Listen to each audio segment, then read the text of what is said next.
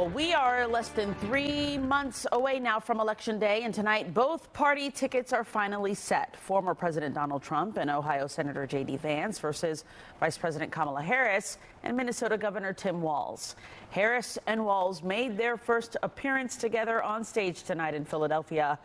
Walz also served as a congressman, served in the National Guard, taught high school, and coached football. He's expected to help Harris not only in Minnesota, but also in neighboring battleground states, Wisconsin and Michigan.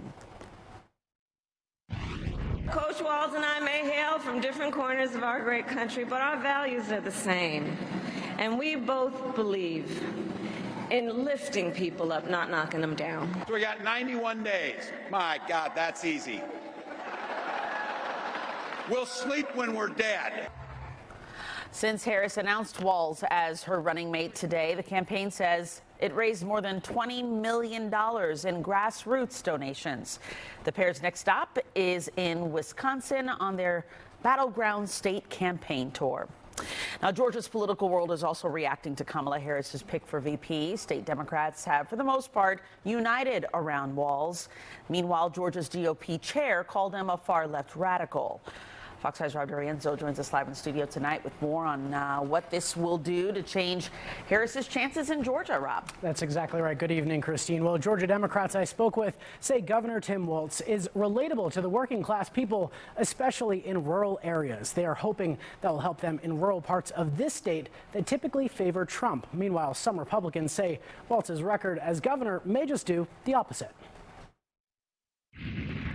He's a former teacher, a former football coach. I mean, you cannot like this guy. Georgia Gang panelist and Democratic strategist Theron Johnson thinks there's a good feeling in the party locally about the Harris-Walz ticket. The Harris campaign knew they had to have someone that rural voters could relate to. And also, when looking at their records, he's been fighting for the working class. For voters outside of Minnesota, Tim Walz is largely unknown. Republican strategist Brian Robinson says Walz's charisma could end up doing him some favors in Georgia, where former President Donald Trump took a commanding lead over President Biden when he was still in the race. He does a good job of delivering lines. He does have some good political chops. But Robinson thinks Walz's blue-collar appeal may also be his Achilles heel, pointing to decisions he made as governor Republicans may seize on. Curbs on gun rights and his actions as governor during the riots that took place in the Twin Cities area back in 2020. Both Democrats and Republicans see Georgia's moderate working class as the key to victory in the state. We realize in order to win this state, you just can't focus on Metro Atlanta.